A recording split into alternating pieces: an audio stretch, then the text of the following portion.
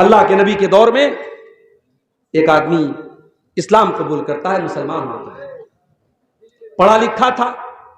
اللہ کے نبی نے اسے ڈیوٹی سونپی کہ قرآن جب اترے تو اس قرآن کو لکھنے والے صحابہ میں آپ نے اس انسان کو بھی شامل کر دیا کہ جب قرآن اترے تو تم لکھ لیا.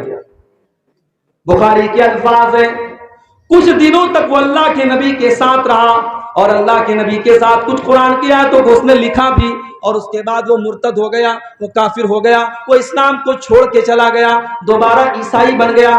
جب وہ عیسائی بن گیا اس نے جا کر کے لوگوں میں یہ پروپیگنڈا شروع کر دیا، یہ پھیلانا شروع کر دیا، ارے محمد کو تو کچھ نہیں آتا، جو میں نے لکھ کر کے دیا ہے بس اتنا ہی آتا ہے، اس سے زیادہ تو محمد کو کچھ بھی نہیں آتا ہے.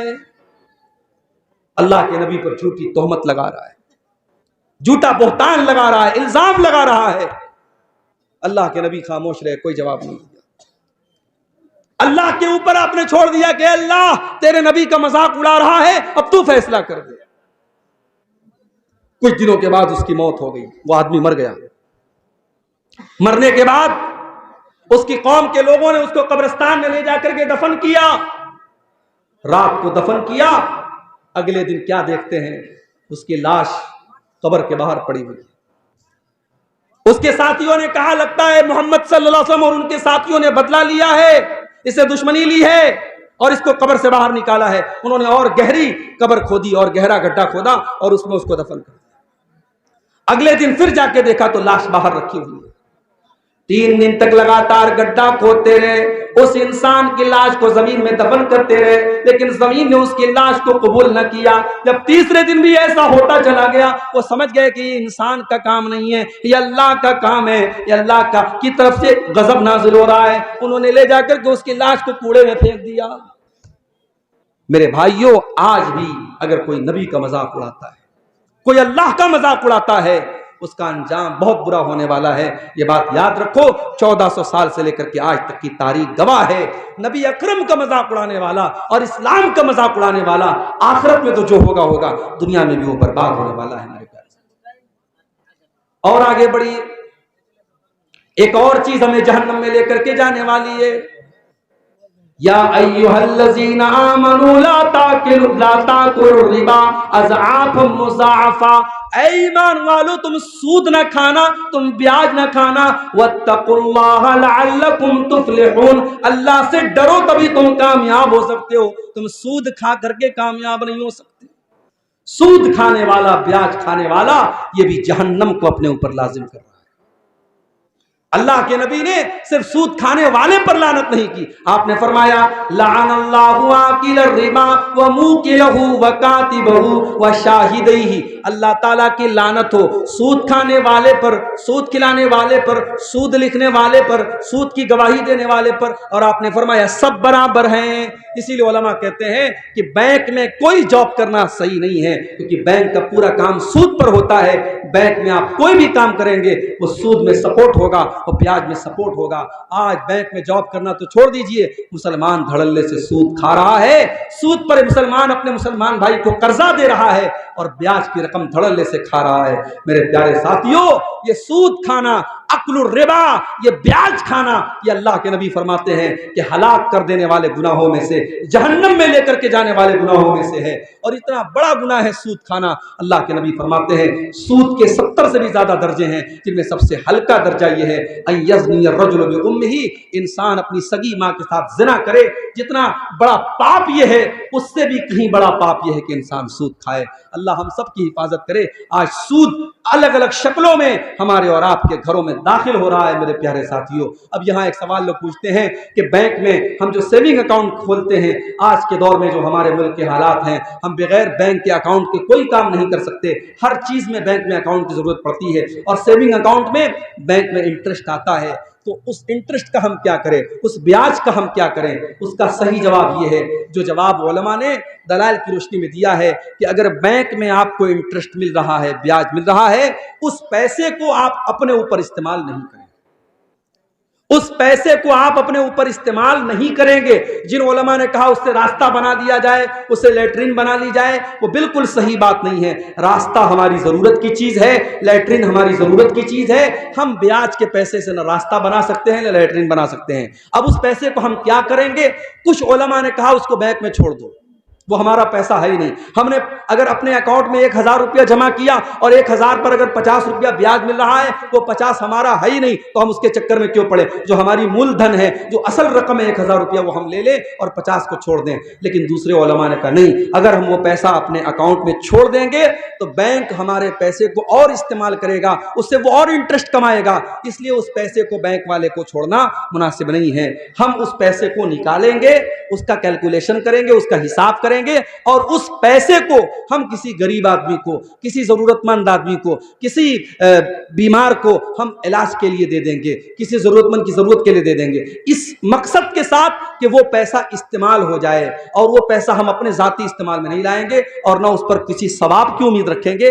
चूंकि मजबूरी है, पैसे को जाया भी नहीं किया जा सकता, पैसे को बर्बाद भी नहीं किया जा सकता, तो उस सूद के पैसे को निकाल करके हम किसी गरीब वगैरह को दे देंगे। अब चाहे वो गरीब मुसलमान हो, गैर मुस्लिम हो, हम किसी को भी दे सकते हैं। अब अगर कोई पूछता है कि वो तो हराम पैसा है, हम किसी मुसलमान गरीब को क्यों दे सकते हैं? जब आपने दे दिया तो अब वो उसके लिए हराम नहीं है, वो आपके लिए हराम था, आपको ब्याज के तौर पे मिल रहा था, आपने उसको मदद के तौर पे दिया है, उसके लिए ब्याज नहीं है। उसको ऐसे समझो जैसे किसी गरीब को आपने ज़कात का पैसा दिया, अब वो उसके लिए ज़कात है, मगर उसी ज़कात के पैसे से अगर गरीब किसी दूसरे मुसलमान को दावत खिलाता है तो उस दूसरे मुसलमान के लिए वो खाना जायज़ है, वो उसके लिए ज़कात की रकम नहीं है, ज़कात की रकम उस गरीब के लिए है। वही मसला यहाँ पर अप्लाई होगा।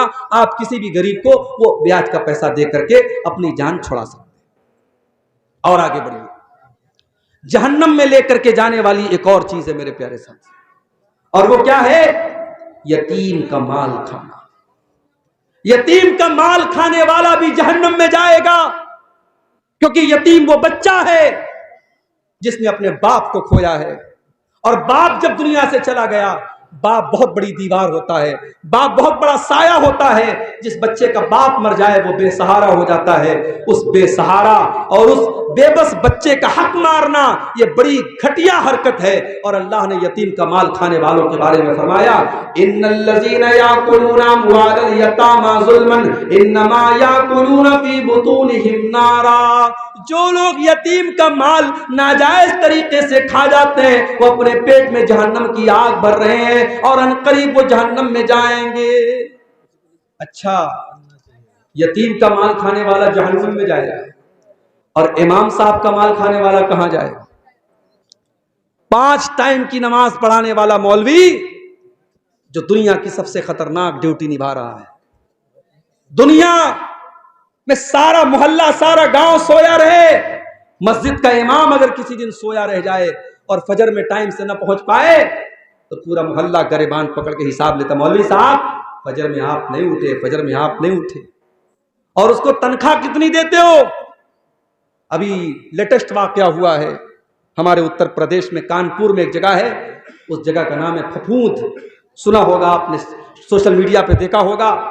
मौलवी साहब बेचारे नौजवान आदमी, 5000 रुपया सैलरी उनको मिल रही थी, पंखे से लटक करके उन्होंने जान दे दी, सुसाइड कर लिया। इमाम साहब का कमरा खोला गया तो इमाम साहब की लाश मिलती है। ये कौम सिर्फ यतीमों का माल नहीं खा रही है, ये कौम अपने इमामों और अपने मस्जिदों के इमामों और हाफिजों का भी खून चूस रही है। मेरे प्यारे साथी, इस कौम के पास शादी में उड़ाने के लिए लाखों हैं, हराम रास्तों पे खर्च करने के लिए करोड़ों हैं, और मस्जिदों में ढंग के इमाम रखने के लिए इसके पास तनख्वाह के पैसे नहीं। जब इमाम साहब नमाज पढ़ाते हैं तो ये कौम कहती है, इमाम साहब थोड़ा और अच्छी क़िरात कीजिए। इमाम तलाश करती है तो सोचती है कि इमाम अब्दुर्रहमान अस्सुदैस का और इमाम सऊद अश-शुरैम की आवाज वाला हमको इमाम मिल जाए। और तनख्वाह क्या देगी? 5000 रुपये। मेरे प्यारे साथियों, अगर यतीम का माल खाने वाला जहन्नम की आग में जाएगा तो अपने कौम के मौलवियों और इमामों और टीचरों का खून चूसने वाले, अभी कितने टीचर हैं मदरसों में, उन बेचारों की तनख्वाह 4000-5000 रुपया है, और वो 5000 रुपया तनख्वाह भी उनको मदरसे का मैनेजमेंट कहता है, मदरसे के नाजिम कहते हैं, मदरसे की कमेटी कहती है कि मौलवी साहब آپ کے پیسے کے برابر ہمارے پاس بجٹ میں پیسہ نہیں ہے، آپ جائیے چندہ کر کے لائیے، اسی میں سے آپ اپنی تنخواہ لے لیجئے۔ یعنی مولوی بیچارہ مدرسے میں پڑھائے بھی اور اس کے بعد سیلری جب ملنے کا ٹائم آئے تو وہ چندہ کر کے اپنی سیلری لائے۔ میرے پیارے ساتھیوں، ڈوب مرے ہم شرم سے، ڈوب مرے چلو بھر پانی میں، ڈوب مرے۔ میرے نبی نے کہا تھا مزدور کو اس کا پسینہ سوکھنے کے پہلے اس کی مزدوری دے دو، یا مولوی اور ٹیچر اور معلم مہینہ بھر پڑھاتا ہے، اس کے بعد اس کی تنخواہ کا پیسہ ہمارے پاس نہیں ہوتا ہے۔ اور آج حالات یہ ہیں، لاک ڈاؤن کے بعد کتنے مولویوں نے مسجدوں میں پڑھانا بند کر دیا، مدرسوں میں پڑھانا بند کر دیا۔ کیوں؟ مسجد کی کمیٹی نے کہا مولوی صاحب لاک ڈاؤن لگائے، اب ہمارے پاس تنخواہ دینے کے لیے پیسہ نہیں ہے۔ مسجد کے ذمہ داروں نے کہا، مدرسے کے ذمہ داروں نے کہا، وہ مولوی بیچارہ جس نے آج تک کبھی رکشہ نہیں چلایا، جس نے آج تک کبھی ٹالی نہیں چلائی، جس نے آج تک کبھی ٹوٹو نہیں چلایا، اس مولوی کے سارے روزی روٹی کے راستے بند ہو گئے۔ اس نے لاک ڈاؤن میں قرضے لے لے کر اور لوگوں سے بھیک مانگ مانگ کر اپنے بچوں کا پیٹ پالا، اور جب لاک ڈاؤن ختم ہوا اس نے طے کر لیا اب کسی کی غلامی نہیں کرنا ہے، اب مسجد کی امامت نہیں کرنا ہے، اب مدرسے میں ٹیچر نہیں بننا ہے۔ اب آج وہ جا کے بزنس کر رہا ہے اور مزدوری کر رہا ہے، لیکن اس کا کہنا ہے کہ میں یہ غلامی نہیں کروں گا، میں مسجد میں امامت نہیں کراؤں گا۔